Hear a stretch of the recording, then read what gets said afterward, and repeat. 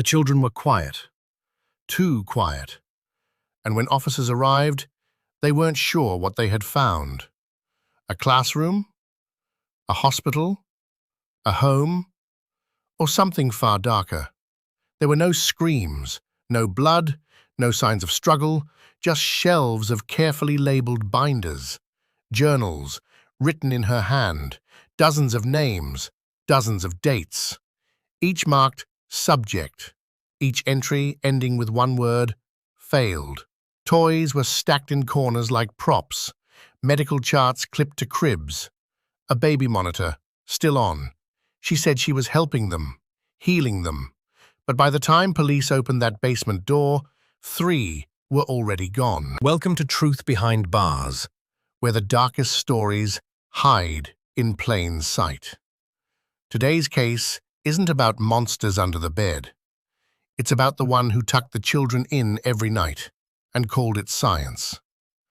Before we begin, don't forget to subscribe, like, and comment your thoughts below. Because this case, it left even seasoned detectives shattered. Her name was Eleanor Vance. At least, that's the one on record. To the children, she was simply Mom. A woman with soft hands, warm eyes, and a clipboard that never left her side.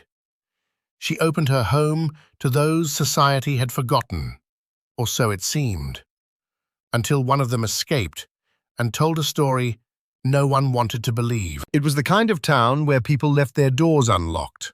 Nestled somewhere between nowhere and never heard of, the town of Houston, New York, hadn't seen a serious crime in over a decade. At least, not one anyone noticed. At the edge of town sat a large, weathered house, white paint peeling, flower beds always fresh. Locals called it the safe house. Inside lived Dr. Eleanor Vance, a psychologist with soft words, spotless credentials, and an open door for children who had nowhere else to go. She was the kind of woman people trusted instantly. A former academic, she turned away from research to focus on real healing, as she called it. And in Houston, healing meant giving troubled kids a second chance. They came from foster homes, juvenile detention centers, group homes that had failed them. Eleanor took them all. Boys and girls between the ages of 8 and 15, all with bruises, some on their skin, most on their minds.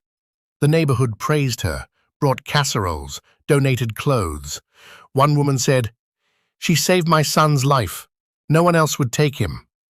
And yet, for all the good she seemed to do, no one could quite remember the kids' names. New faces came and went, quietly. No school enrollments, no soccer games, no Christmas plays, just silence. But what no one asked was why no one ever saw the same child twice.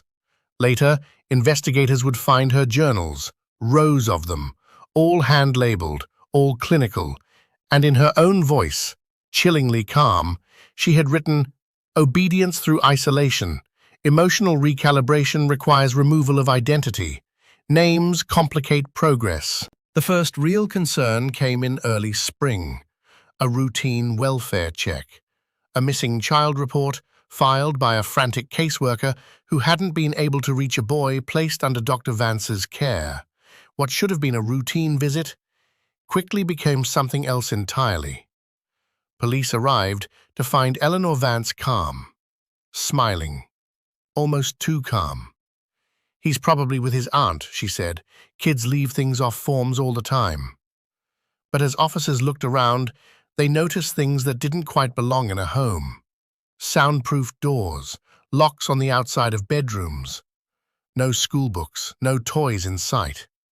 And in her office, dozens of leather-bound notebooks, each labeled clinically, Trial 4A, Subject 2, Test 11, Observation Notes.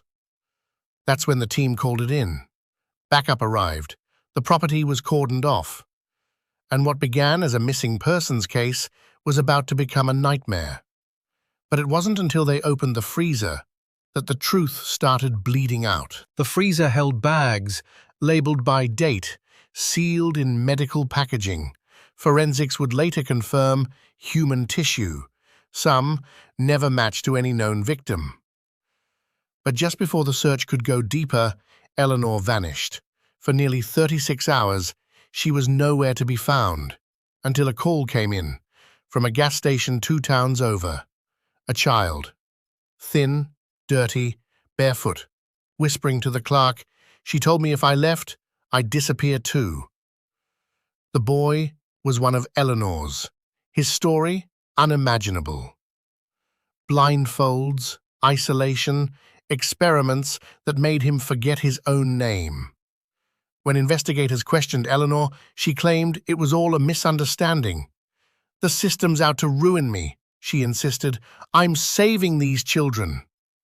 But her past told a different story. A former colleague stepped forward, an academic advisor who once reviewed her graduate thesis. He remembered her intensity, her obsession with reprogramming trauma through forced isolation and neurological control. Her research was ultimately rejected. He said, "She wasn't trying to help them, she was trying to change them." Then came the surveillance footage. Obtained from a neighbor's security cam, time-stamped, night vision. Children being escorted into the house, blindfolded, silent. Inside, detectives would later recover therapy session recordings.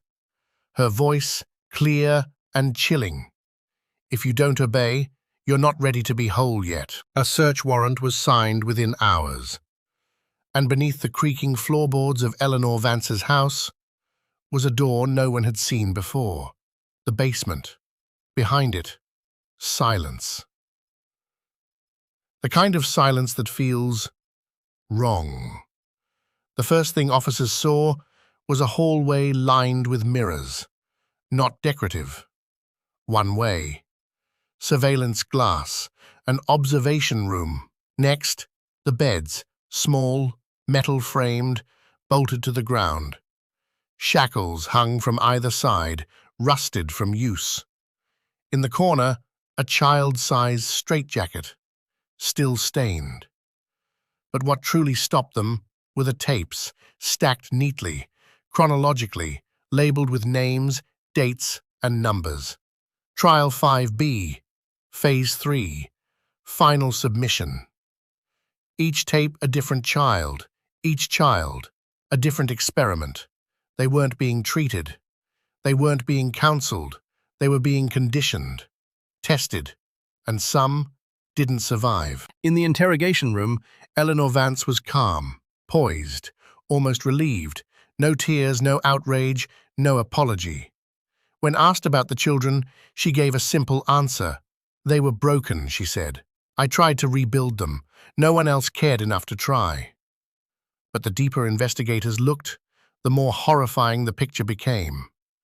Psychologists brought in to assess Vance's journals noticed a disturbing pattern.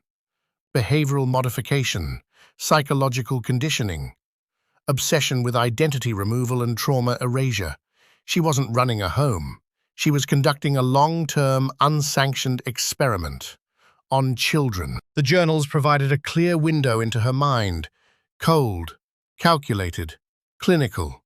One entry read, "Subject 7 showed signs of resistance. Prescribed total isolation. Result, catatonia." Another simply read, "Subject 3 failed to reset. Memory regression unsuccessful. New approach needed." One child, later identified as a 9-year-old boy, died of dehydration and starvation during one of her resistance trials. 2 others were never accounted for. Their names appeared in early entries, but disappeared from the records. Until police found what looked like a shallow grave beneath the crawl space. Inside remains confirmed to be one of the missing children. For the other, nothing. No body. No trace. Just a final entry. Subject 12, discontinued, unresponsive, disposal completed. Even now, years later, survivors still call her Mum. Not out of affection, but because it's the only name they ever knew her by. She read them bedtime stories, kissed them good night, then sedated them and erased their names from her notes. When asked why she never used the children's real names, her answer was haunting. "Names made me feel too much," she said. "I needed clarity. I needed them to change." She stripped them of identity, then claimed what was left as her creation. To the world, she was a caregiver. To them, a god with a clipboard. A monster they were forced to love. In the end, the jury deliberated for less than 4 hours. Eleanor Vance was found guilty on 13 counts, including child endangerment, unlawful imprisonment, negligent homicide, and aggravated abuse. The judge called her actions a grotesque mockery of motherhood and sentenced her to life in prison without the possibility of parole. For the children who survived, the damage was lifelong. Some never spoke again. Others battled addiction, identity disorders, recurring night terrors. One, now in her 20s, found her voice in a book. It was called "She Wasn't My Mother." In it, she writes, "It took years to call her what she really was. Not mom, not doctor, just a woman who needed control more than she needed love." The town of Holston struggled to move on. Some neighbors still defend Eleanor, say she was misunderstood, say she meant well. But one of her survivors put it best. "I used to think monsters came from nightmares, but mine made me oatmeal."